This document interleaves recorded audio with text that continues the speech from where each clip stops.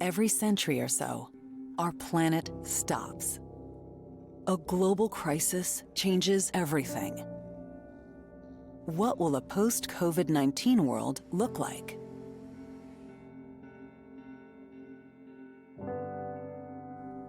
Immense disruption can spur reinvention in healthcare, social welfare, work, education, and business. Faced with catastrophe, societies can crumble or gain strength. Countries can go to war or find new ways to work together. Governments can use new technologies as a tool for creation or destruction. The Bloomberg New Economy connects leaders of East and West to discuss a better world.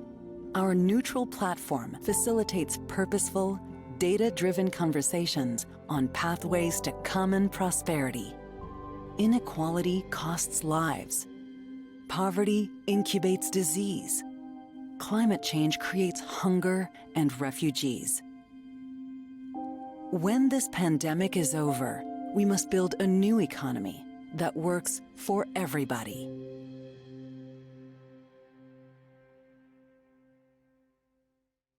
Greetings and welcome to Bloomberg New Economy Conversations, the series where we explore how businesses and governments around the world are responding to the coronavirus pandemic. Today's conversation, Saving Global Trade, seeks to uncover solutions for how to repair the multilateral trading system.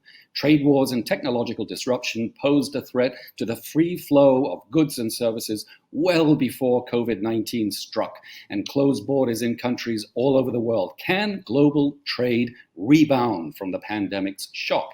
As always, we've got a superstar lineup of speakers with us today. I'm joining you from New York City, and I'd like to welcome our global community of Bloomberg New Economy delegates who've attended the forum in Beijing and Singapore. We also welcome the thousands of viewers tuning in on social media and via the Bloomberg terminal. We'll start today's program with a conversation pre-recorded with the authors of a new book, Superpower Showdown: How the Battle Between Trump and Xi Threatens a New Cold War. It's written by Bob Davis, a Pulitzer Prize-winning senior editor at the Wall Street Journal's Washington Bureau, and award-winning senior WSJ China correspondent, Lingling Wei. Take a listen. Bob and Lingling, it's great to have you on the program. Thank you. You've both been living and breathing this U.S. China trade and economic war from the very beginning. Bob from Washington, D.C., Lingling from Beijing. So bring us up to speed. How would both of you score this showdown so far? Maybe Bob, you can address that from a U.S. perspective, and Lingling from a China perspective. Let's start with Bob. Sure, and thanks. Great to be with you, Andy. Really appreciate it. So, it's opening day in the baseball season, and I look at it that way. I mean, we're like 3-3 in the bottom of the 17th. The pitchers are exhausted. Everybody wants to go home. I don't think there's a winner. It's just dragging on, and they kind of taken a break. Sure. Also, thank you so much, Andy, for having us on. Really honored to be here. So on the surface, it does seem like China has scored some tactical wins. The phase one trade agreement didn't really get into the matters that the leadership cares about the most. Industrial subsidies and SOE reform, none of it was in part of the agreement. And yes, China did agree to buy tons of American products, especially ag purchases. However, as we know that they're not really meeting the targets now, and the stuff they're buying now is also what China needs at the moment, the soybeans and porks and chicken feed and all that. So, and also Beijing seems to be using this trade agreement as some additional leverage over the Trump administration. So the Trump administration wouldn't push too hard in matters like human rights and what's happening in Hong Kong. So on the surface, it does look like, Beijing is gaining some kind of upper hand. However, really deep down, the cost of the trade war to China is super significant. And first of all, it has shattered investor confidence, especially among private businesses. We have seen for months growth in private business investment have been plunging. And the only thing that's propping up China's economy now is state sector investment. And another big casualty of this trade war to China is Chinese reform. Right now, there's no momentum to carry out all those needed changes to the Chinese economy. So longer term, I really think, if the reform momentum doesn't come back, it's really hard to see China will win in the long run. Bob, a lot of people congratulate Trump on standing up to China, but fault him for his tactics. What should he have done differently? Well, I mean, I agree with Lingling. The reform effort in China stalled. The U.S. isn't going to really get the purchases they expect. So you got to kind of look at it from the U.S. perspective. What did they get out of it? I mean, has China changed in any significant way? I wouldn't say it's changed at all. So what would be the alternative? The alternative clearly would have been to try to recruit allies, to work together, put pressure on China in a multilateral fashion. I mean, from day one, the Trump administration rejected that. They blew off the Trans-Pacific Partnership literally on the first day. And, at various times just made it clear they wanted to go one-on-one with China. Early on in April 2017, the French President Macron had come to the U.S. for a state dinner. He talked to Trump, said, we can work on this together. And Trump literally said to him, I got this one, and that's the way in which they have tried. So yes, they've gotten China's attention. They've certainly gotten the world's attention, but they haven't really gotten very much. And the alternative would have been to go the really hard slog route of, lining up allies and confronting them with a united kind of world, sort of a WTO alternative. Lingling, you're one of the very, very few U.S. reporters to have penetrated the Chinese leadership top ranks in Zhongnanhai. First of all, I want to ask you, what do they really make of Donald Trump? He was very confusing to the Chinese side, very unpredictable. They spent really a lot of time figuring him out. But on the other hand, in a sense, they also felt like they had him figured out. He's transactional, everything on the table. So give him big number, and he would accept it. Briefly, who do they want to win the November election, Trump or Joe Biden? I think, obviously there's some officials in China still think to this day Trump is a gift for China because he doesn't care about human rights and all those other issues. However, I do think there is a sense among at least some corners of the government, they're hoping for a new beginning because it's making things really hard for them. Mm-hmm. As evidenced by the recent very sudden decision to close the Chinese consulate in Houston.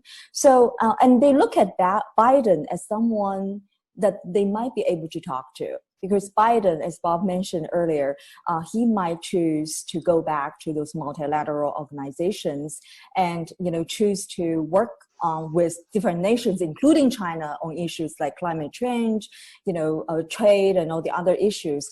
You know how Chinese love dialogue. They're good at conducting dialogues. So in that sense, they're hoping, some of them, I can't speak for what President Xi Jinping wants. If I knew, I would have run a story about that, but I didn't.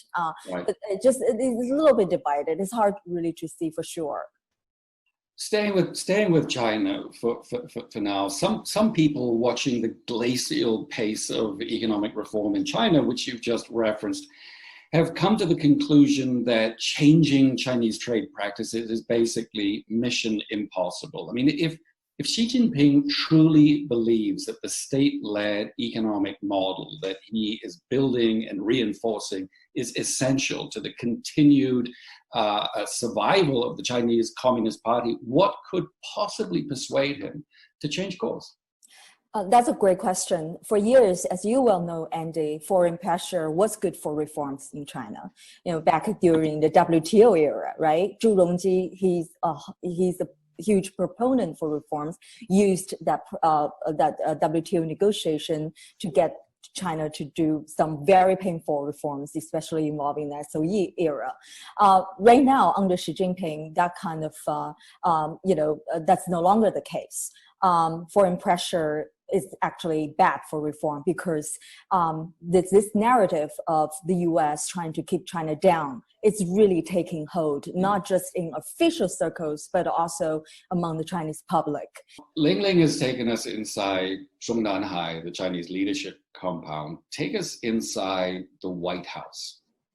So you've got Treasury Secretary Steve Mnuchin on the one side, and he's pushing for a deal. Wall Street really wants a deal.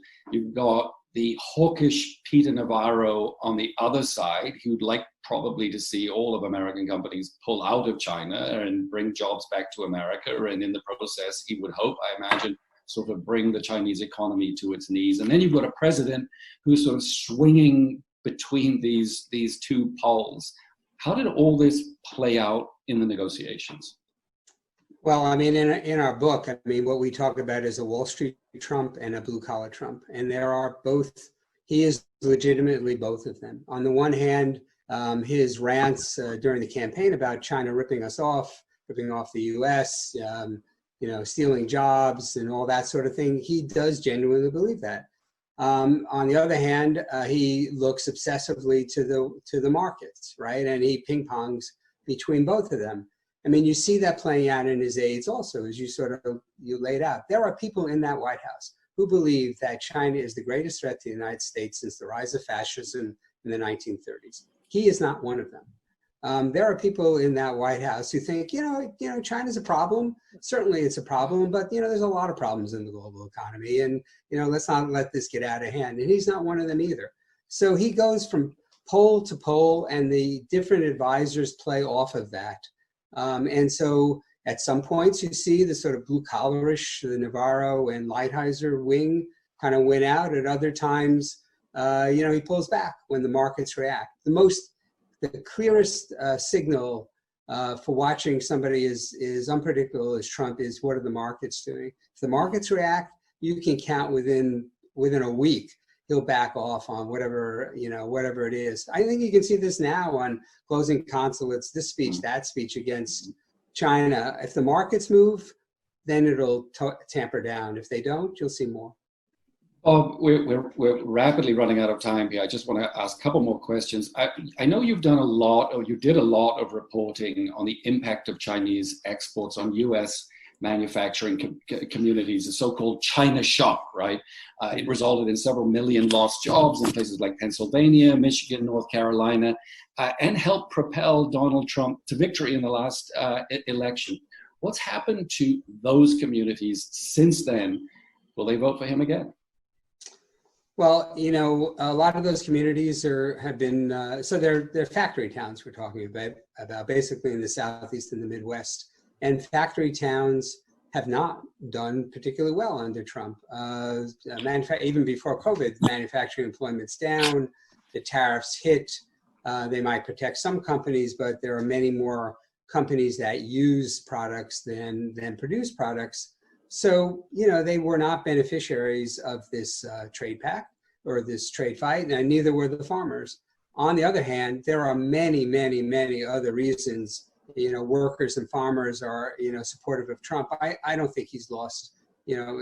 I'm doing a story now on factory towns. I don't notice any, shrinking away. It's all the sort of other kind of people, right? The suburban housewives, the sort of classics that you hear about that where you see the shrinkage. But his base is still pretty damn strong. Okay, quick one for both of you. This showdown is obviously about much more than trade. We've gone from a trade war to a tech war to a talent war to a financial war. And now business leaders like Ray Dalio or Bridgewater are warning about a shooting war. What is the sequel to Superpower Showdown? Where is this story going? Briefly, from each of you.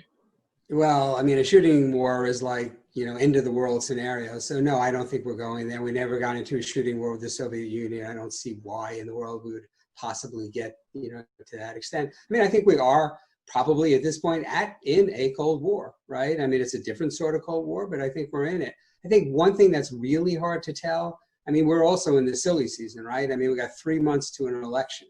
So, I mean, all the sort of tough, steps that Trump is taking. If he wins a second term, does he really continue to that level? And if Biden, defeats him, I think the long-term trend is toward disengagement. But clearly, the tone will change enormously. Last word to you, Lingling. Sure. It's kind of ironic in a way, right? So trade was the area where the relationship started to crumble, and now trade is one of the few remaining channels where both sides still talking to each other. So right now, this relationship really is hanging by a very, very thin thread, and by many other measures, we're already in a new Cold War. I would just hope that, China's officials often say that the ball is in the U.S. court in terms of, the future of the U.S. China relationship. I would say it's in China's court as well. Let's hope President Xi Jinping still means it when he says there are 1,000 reasons to have a good U.S. China relationship, not one single reason to spoil it. Let's hope he still believes that. Bob Davis, Lingling Wei, Superpower Showdown. Great book. Thanks for being with us today. Thank you so much. Our thanks to Bob Davis and Lingling Wei for taking the time to join us. Now it's my pleasure to introduce our 3 guests for today's panel discussion to give us their thoughts. Ambassador Charlene Barshefsky is the Senior International Partner at WilmerHale in Washington, D.C., chairing the firm's International Trade, Investment, and Market Access Group. Ambassador Barshefsky served as the United States Trade Representative from 1997 to 2001, and in that role negotiated China's entry into the World Trade Organization. Charlene, thank you for joining us. Great pleasure to be here, Andy. Thank you. Peter Mandelson is co-founder and chairman of Global Counsel, a regulatory, political risk, and public policy advisory business with offices in London, Brussels, Washington, and Singapore. Lord Mandelson is a former European Trade Commissioner and British First Secretary of State. Welcome to the program, Peter. Very nice to be with you, Andy. Thanks. Finally, Austin Ramirez is president and CEO of Husco International, a privately held engineering and manufacturing company. He also serves as a director of the National Association of Manufacturers, the Association of Equipment Manufacturers, and Old National Bank Corp. Thank you for being here today, Austin. Thanks, Andy. It's great to be here. Okay, picking up on where we left off with Bob and Lingling. Charlene, in a recent article in Foreign Affairs magazine, your successor as the U.S. Trade Representative in the Trump administration, Robert Lighthizer, writes, and I quote, "No trade policy decision since the end of World War II proved more devastating to working people than the extension of permanent normal trade relations to China in 2000. Of course, that was the deal that you pushed through.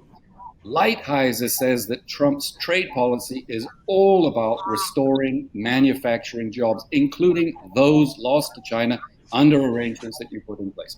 Would you agree that the way things have turned out, American workers have indeed suffered grievously, and that trade policy needs to change to support them?"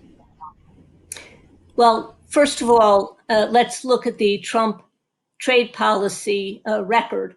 If we look at the studies put out by the Federal Reserve, as well as Moody's and other rating organizations, here's what they say: that the Trump trade war with China has not boosted U.S. manufacturing or employment or output, but has raised producer prices and consumer costs. The estimated job loss from the trade war in the U.S. is 300,000. And it's estimated that the trade war, because it costs consumers, it's producers and consumers in the U.S. that pay for the tariffs, not China. Those consumers have paid dearly for the trade war. The average American family is $800 poorer a year, and that wipes out the benefit of tax breaks that they had earlier received. Husco International makes parts for companies like Ford, General Motors, John Deere, Caterpillar. Duties on those parts shot up at the start of the U.S.-China trade war. What has been the effect on your business and the workers that you employ in the United States and indeed all over the world? Yeah, sure. The short answer is it's been expensive. We source a lot of components from China for all of our global factories. And as you mentioned, the consumption in the U.S., we were hit by 25% tariffs on most of those parts. So we've had to adapt. We've pushed some of the cost increase down in our supply base. We've moved some parts around. We pushed some onto our customers. And we've adapted to the new reality. I think that the bigger danger is in the long term. These tariffs make us less competitive, especially vis-a-vis our competitors in Japan and Germany that are manufacturing with components from China and not having to pay these tariffs. So in the short term, we've adapted. It's certainly decreased our profitability. We've had to raise our prices. And in the long term, I worry about its competitive impact. One thing I want to respond to from an earlier point, though, is this narrative that manufacturing in the U.S. has somehow been decimated over the last 20 years. And the reality is that since 2000, manufacturing output in the U.S. has increased steadily. We're making more stuff now than we ever have. And admittedly, we're doing it with less people. But that's because technology has developed and productivity has gone up, not because those jobs have been stolen by China. So I just think that narrative that manufacturing has somehow been wiped out in the U.S. is a false one. And the impact of the trade war on jobs? Are you laying off staff in the United States? I mean, what's been the impact on the labor force? Yeah, on the margin, it's hurt. We've had to move some things around. We have components that we used to build in the U.S. for customers that we ship it to Brazil, is a good example, that we can no longer afford to make those in the U.S. because of the tariffs. So we've had to shift some work to our plant in India or the U.K. or other markets. But the impact on employment hasn't been severe in the short term. In the long term, I worry that it damages our competitiveness. So you have manufacturing facilities in China, and I want to ask you this. Just the other day, the U.S. Attorney General William Barr called out U.S. companies for what he said was corporate appeasement of China. How are CEOs with businesses in China like yours reacting to those kinds of threats and warnings? Well, I mean, we react to policy, not rhetoric, first of all, and I think we're not alone in that. One thing I note is that China is important to us as a supply base, but it's also very important to us as a market. It's the largest market in the world for construction equipment and for automobiles. And the Chinese consumption pulled Husco out of the financial crisis in 2008 and 9, and it's pulling us out of the COVID pandemic right now. They're really the only market in the world that has robust levels of consumption for cars and construction equipment. So, I think it's one-sided and myopic just to think about the supply impact of China. We have to think about them holistically, which includes as a consumer of American products. Charlene, we'll get back to you, but let me just turn to Peter for a moment. Peter, in the long run, which way do you think Europe will go? Which side do you think Europe will take in this superpower showdown? Will it join with America in taking on China? Will it go with China? Will it hedge? Europe is certainly not going to go with China, but nor is it going to accept this binary choice that we're being presented with by the US administration at the moment. American policy, without doubt, in any sort of tariff war, can inflict damage, harm on an adversary. US policy of this kind can slow down China. It can increase the costs and the risks for China in the global economy. But I think the European evaluation is that that approach is not going to defeat China. And therefore, we're better off managing China's arrival on the global scene, that it's better to integrate China to the international system. And that really will be, in my view, the continuing thrust of European policy. Right now, it seems that Europe is losing patience with China too. The trade talks seem to be going nowhere. Governments around Europe are starting to screen out Chinese inbound investment, particularly in high technology. Market access for Europeans is the big issue. If the job is, as you put it, integrating China more with the global economy, how do you go about it? What's a smarter approach? Well, there's a lot of European tension about China. Don't get me wrong. I would say that Europe, in many respects, is bristling with irritation about many aspects of what has become an asymmetrical relationship between China and Europe. There's irritation that in Europe we're much more open to China than China is open to us. Yes, they've reduced or eliminated tariffs on the border, but behind the border, they persist with regulatory, licensing, and other restrictions that we don't operate in Europe. There's a lot of anger about IP protection and IP theft, and there's a lot of disquiet about the super industrial policy machine and the subsidies that China operates, and which distort international competition between Chinese companies and foreign ones. So there's a lot to fall out about between Europe and China. And remember, when I was Trade Commissioner in Europe, I described China as a juggernaut out of control in the international trading system. And so we will continue to press China very, very hard indeed for a rebalancing. We don't, by the way, like either China's bullying behavior and activities towards countries that criticize Chinese policies and activities. We don't like any of that. And so we'll continue to operate pressure on China, but we are going to resist what is a binary choice, an attempt to foist a binary choice on us,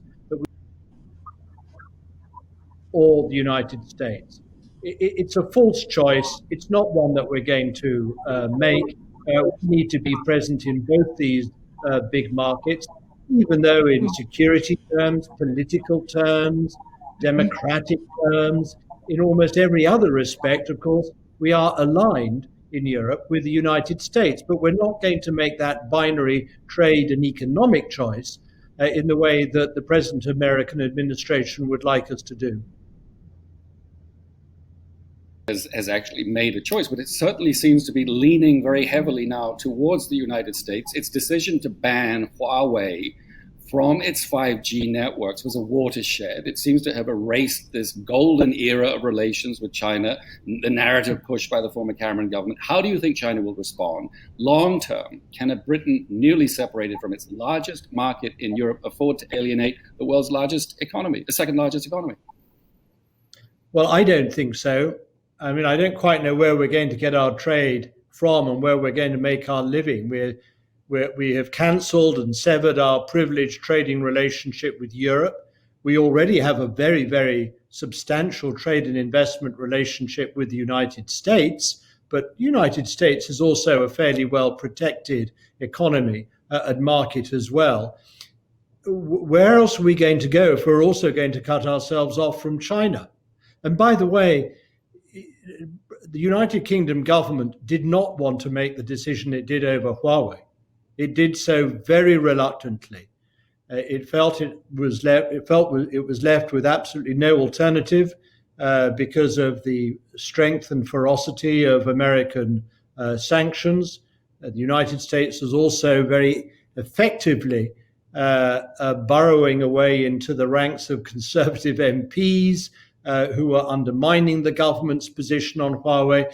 No, it was not. This was not a change of policy that was embraced at all enthusiastically by the Prime Minister or the government. But in the end, it was felt that a sort of mixture of American force majeure and dissent within the ruling Conservative Party left the government with no alternative.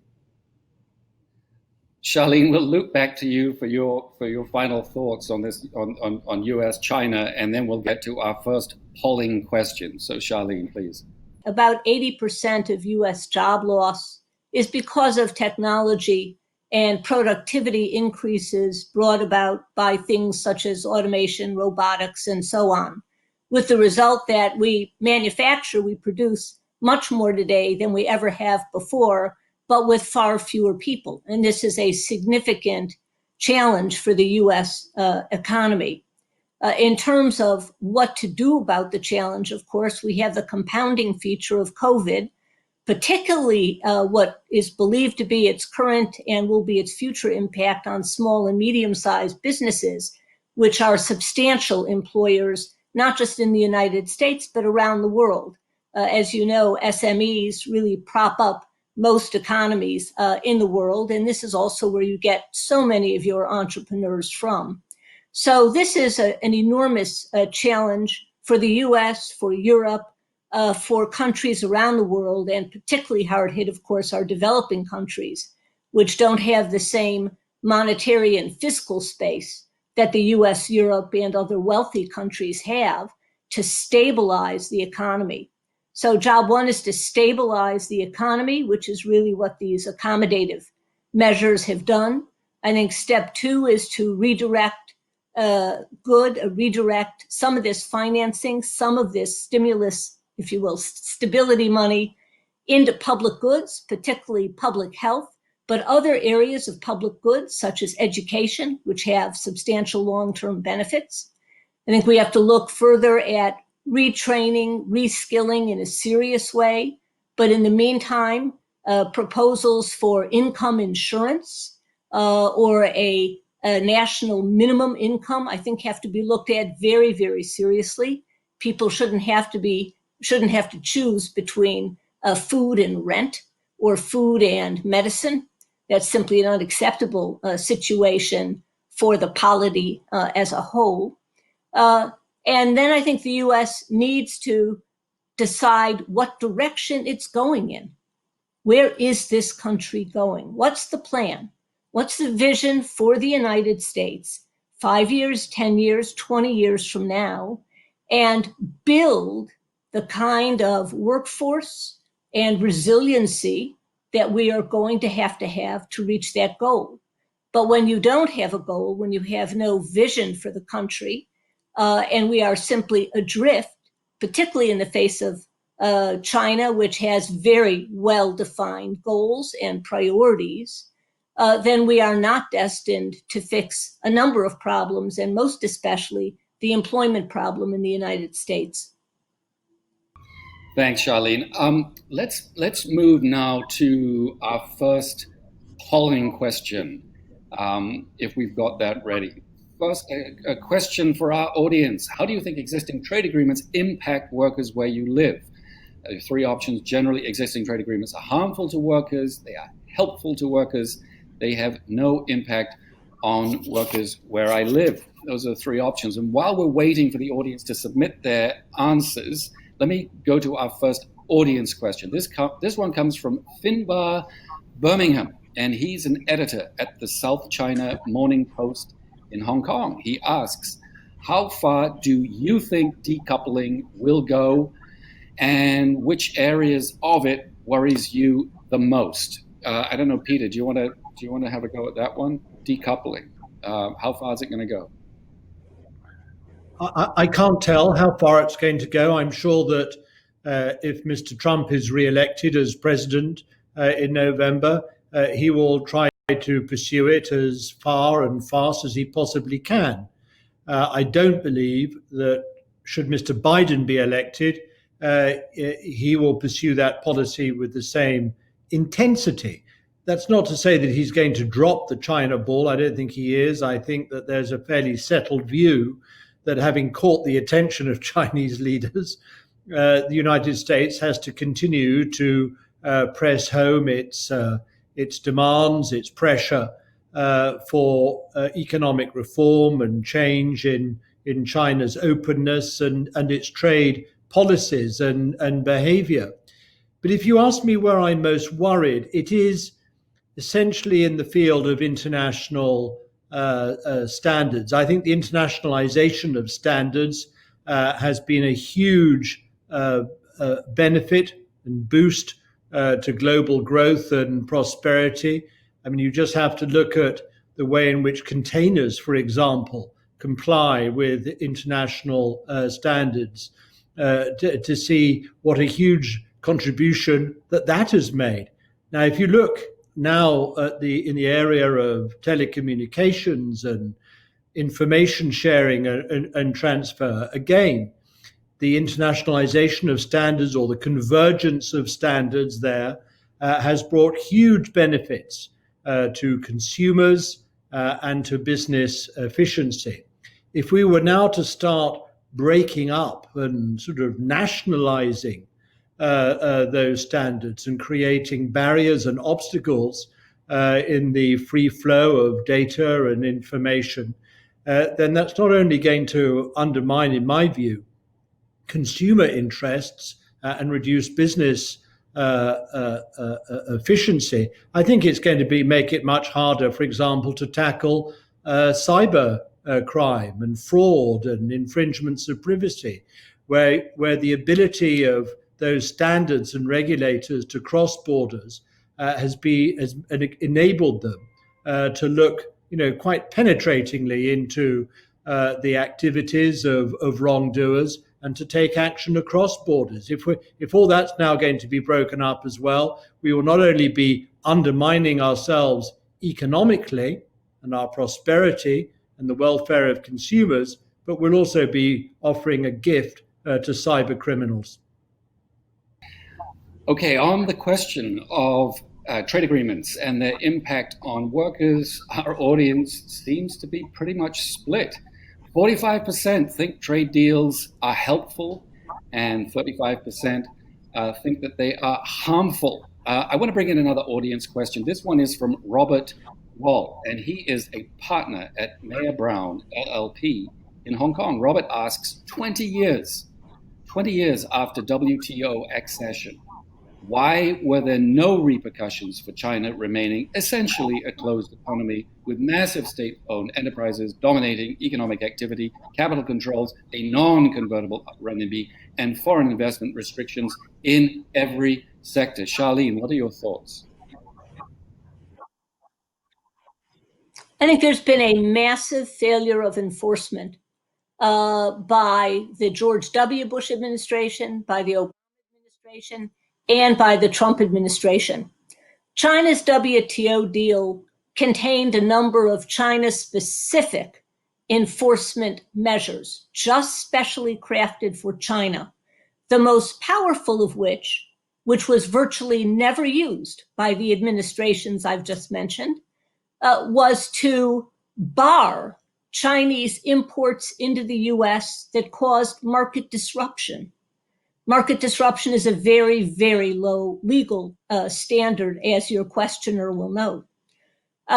This provision, which was in effect for 12 years, during the time of China's greatest disruptive impact, if you will, on the global economy, was used only once in 12 years by the Obama administration, to its credit, on tires. Where was everyone else while this provision could have prevented what was the disruptive impacts that were later registered?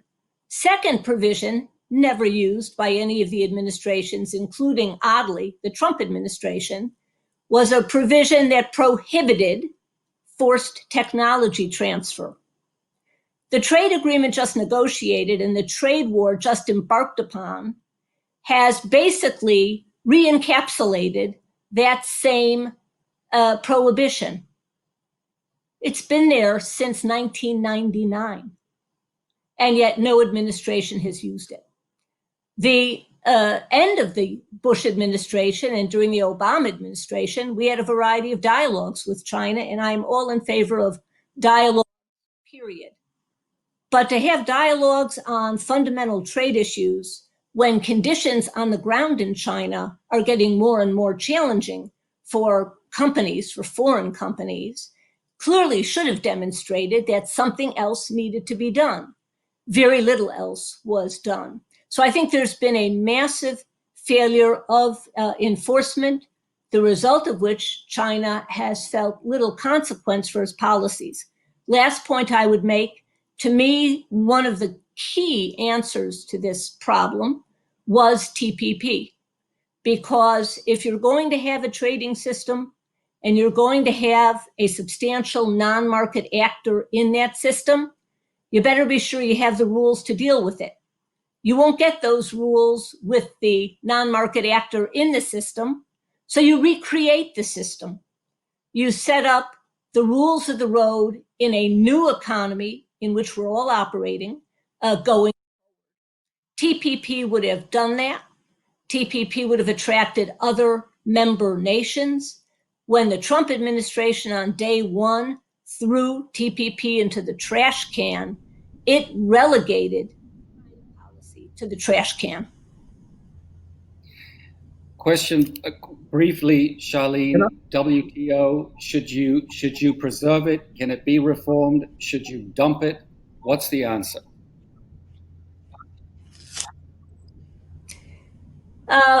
I think this is a very difficult time for the WTO. Of course, the U.S. position now is that a new leader of the WTO can't have a whiff of anti-Americanism, has to agree that WTO needs fundamental reform, and that China cannot be handled in the current system. I think it's unlikely any candidate will agree to that. But I think what the WTO has become a forum for talking, and to the extent problems are identified, they're resolved elsewhere in bilateral free trade agreements, in regional free trade agreements, and so on. But we have to see that it isn't just Trump that has created this problem.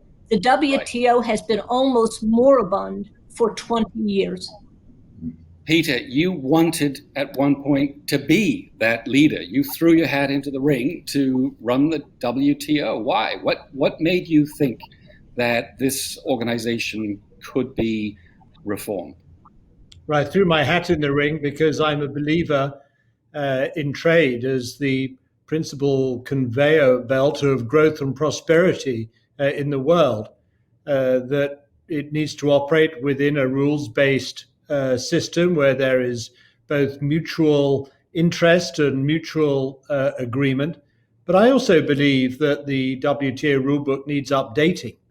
I think that in too many areas, WTO rules were designed for a period or on an assumption that it was essentially rules that were being applied to Western-style market-based economies, or economies that were evolving into that or on their way to becoming such. Well, we've seen that not just in China, but in many countries, that isn't the case. And therefore, we need new rules that apply, tough, clear disciplines to the more state-backed economies, as well as the market-based economies in the world. But to get any sort of revision of the WTO's rulebook, you need a new political will and sense amongst its leading members that it does have an essential role, that it is still relevant, and that its existing structures can be used more effectively. And that means the United States, Europe, China, Brazil, India, Australia, and others, Japan, Canada, they've really got to come together as a coalition of the willing to show leadership to make the WTO effective once again. Now, I know everyone will say, well, you're just sort of shouting into the wind there with the present American administration. I accept that, but it's not going to remain as it is forever.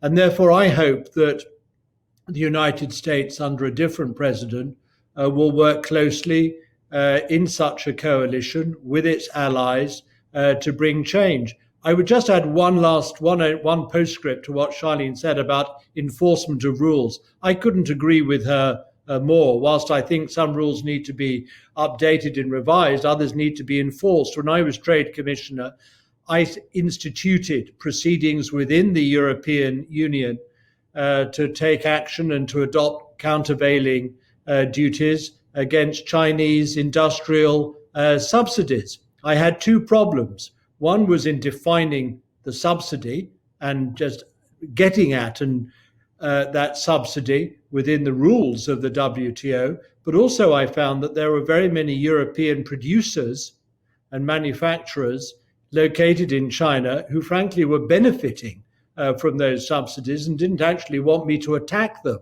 at the end of the day. So what we do have to see this in the round here. That's why I say it's not black and white. There's not a binary, right and wrong for China or against China. There are so many Western interests present in China that are being pursued very actively and to the benefit of those interests and companies and their employees and investors. Let's remember that.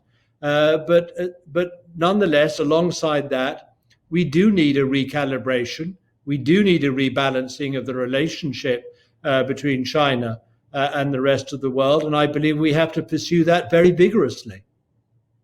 Let's before we get to Austin, I want to get your take on the WTO and so on. But before we do that, let's move to let's hear what the audience thinks about the WTO and move to our second polling question. What action should be taken regarding the WTO? None. Continue with the status quo. It should be reformed. It should be scrapped. It should be abolished. Those are the three answers. Austin, businesses want predictability more than anything. When it comes to trade, the future has never seemed more uncertain. Ideally, what global trading architecture would you, as a business leader, like to see? Well, I think an effective WTO would be the foundation of that. Whether that's possible or not is a separate question. But as you said, we're looking for stability. We're looking for low trade barriers, whether they're tariffs or other non-tariff barriers. And I think it's really hard to achieve that in a unilateral or bilateral trade agreement world. Fully in agreement with that sentiment, Austin. 93% think it should be reformed. Only 5% want to dump the WTO. Okay. Quickly, an audience question here. This one comes from Tom Weiler, a Senior Vice President for Global Strategy at PSB Capital Partners in Chicago. Tom says, trade enforcement has become such a political hot potato. How do we reform our approach to enforcement such that it is not politicized, but moves faster with greater accountability? Charlene, very briefly, because we've got a lot to get through. We want to get to questions about the future of globalization and hear from Austin. Sure. I think that the dispute settlement function in the WTO, which is a hallmark of the WTO and should be preserved at all costs, needs to be reformed. Proceedings take way too long. The outcome is uncertain. The offending party can keep on offending until the proceeding ends, which could be years and years after it was brought. These things have to change. And frankly, the U.S. has to have a bit of a thicker skin. You don't win every case you bring. You don't win every case you go to court with. And, you win some and you lose some. For the U.S., losing anything seems to be unacceptable. And I think, frankly, that's not a position that can stand scrutiny. Okay, globalization. Let's talk about that and COVID-19 and the impact that it's likely to have on global trade. Austin, starting with you. In the West, there's a widespread view that globalization has overshot. That global supply chains are now optimized for efficiency, and they need to be retooled to make them more resilient to shocks like this pandemic. In fact, we have a chart, if we could bring that up, that shows how much trade with China fell year over year with the rest of the world in January, February of 2020. A dramatic fall off in trade. Austin, how is your business responding to this crisis? Are you reworking your supply chains? Andy, this is going to sound really counterintuitive, but my lesson of the last 3.5 years, and that's inclusive of both the trade disputes as well as the COVID pandemic, is that a global supply chain is a resilient supply chain. And I think the key lesson, though, is you can't over-index into any single market. And there has been a problem over the last several decades of over-indexing in China for a lot of U.S. manufacturers. So right now we are retooling our supply chain, but it's not necessarily coming back to the U.S. or even to NAFTA. It's going to other parts of the world where we can still have cost-effective supply chains, but it's much more diversified. And we often have dual suppliers for single components or component categories so that we can shift our supply base in response to changes in currency rates or tariffs or global pandemics or anything else. So again, I think the lesson for Husco is that we need to be more global in our supply chain, not less. So we're getting a lot of questions coming in for you, Austin. Here's one from Jenny Guan, who's the CIO of Quantscape Asset Management in San Francisco. She asks, could new technologies such as 3D printing move production closer to end users and help to shorten the whole production chain? Yeah, absolutely. I mean, 3D printing is a really interesting case study. Right now, it's primarily used for prototypes and short-run production. Over time, as that technology develops, it could upend entire supply chains. And I think this analogy between technology disruption and trade disruption is a really interesting one, because technology has the potential to upend, not only the manufacturing sector, but huge portions of the service sector as well, and cause massive job disruption. And I think we're paying a lot less attention in terms of our policy tool set to how we address this issue of job disruption from technology as we are job disruption from trade.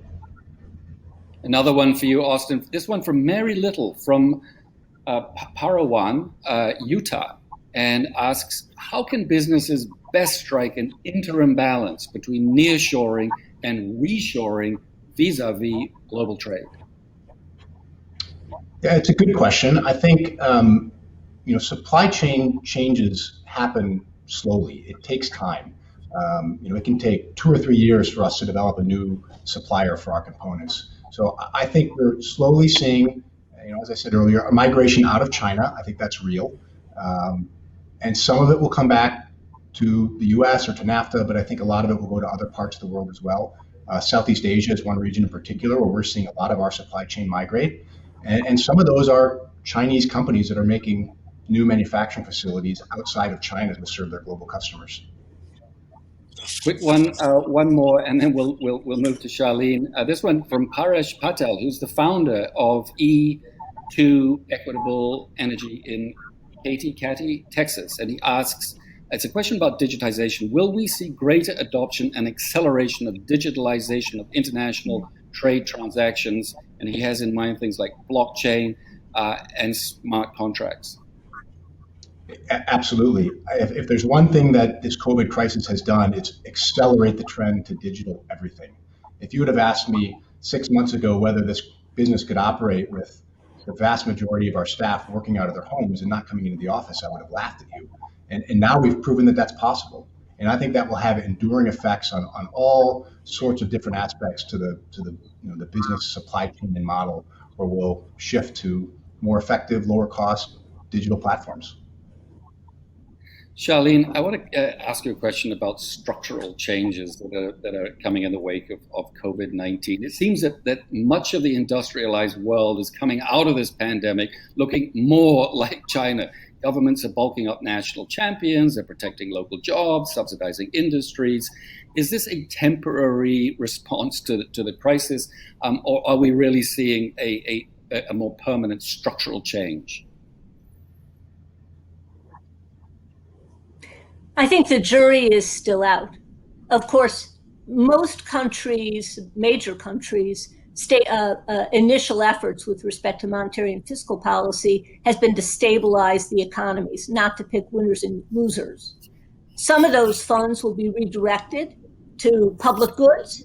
The healthcare systems in many countries obviously need an overhaul. This is quite clear, but other areas as well of public goods. A country like China had already reverted to a heavily statist model, particularly in the last 10 years, as it diverged more and more and more from global market economics and into state-led, very aggressive and well-funded industrial policy. For China, that's a change which I believe is now embedded. It's hardwired in China and is not likely to change. Other countries, in response to that, frankly, more than to COVID, may themselves embark on bits and pieces of industrial policy and a kind of determinism. But we know that industrial policy is very costly. Just look at Japan in the 80s, very costly and usually fails. Governments are terrible pickers of winners and losers. So I think we will end up at some steady state at some point, not yet. And there'll be some elements of industrial policy, but hopefully not too much and not permanent. Peter, we're running out of time, but I want to get this question. It is an interesting one from Gary Blumenthal, who's the president of World Perspectives in Arlington, Virginia, and asks, S&DT implies protectionism is better for development. How can developing countries be persuaded that opening their markets is best for development? Through practice and demonstration of the reality of this. Of course, there is a role for import substitution or temporary protection or whatever. But over time, in the long run, all you're doing is slowing the growth of your economy. You're slowing the rate at which prosperity and living standards rise for your people. Trade really is the driver of global growth and prosperity. And while, of course, we can all make the argument, and I do every week, that globalization can be improved in so many different ways, that should not lead us to the conclusion that we're better off without it. We're not. Globalization, the global interlocking of different economies creates opportunities for developed and developing countries alike. Of course, there are winners and losers, but in aggregate terms, our net rise in growth and prosperity and living standards is a fact, and it has been driven for over 3 decades now by the operation of globalization, and we certainly shouldn't be turning our backs on it now. Austin, last word to you on this. You operate in many parts of the developing world. Are you planning to invest more or less? How do you look at the developing countries now as an opportunity? Yeah, as I mentioned, I think we're casting a wider net for our supply base. I think a more global supply chain that allows you flexibility to pivot as conditions change around the world is more robust and more resilient. And hopefully we get past these tariffs that have they've damaged China, they've damaged the U.S., and unfortunately they haven't accomplished any of the policy aims that they set out. So I really hope we get back to a more normalized trend towards free trade with everyone around the globe. We're going to have to leave it there, I'm afraid. We've run out of time. Charlene Barshefsky, Peter Mandelson, Austin Ramirez, thank you again for joining us today. We're grateful for your participation and for your perspectives. I'd also like to extend my thanks to Bob Davis, Lingling for taking the time to join our conversation, and to our audience, both within and beyond the Bloomberg New Economy community. Thanks for joining us. We're back in 2 weeks. We invite you to join us for our conversation next month on resurrecting the consumer economy after COVID-19. That's on Tuesday, August 11th. Follow the conversation with @NewEconForum on Twitter, or like us on Facebook. And to learn more about other upcoming events, please visit our website at neweconomyforum.com. Thank you and stay well.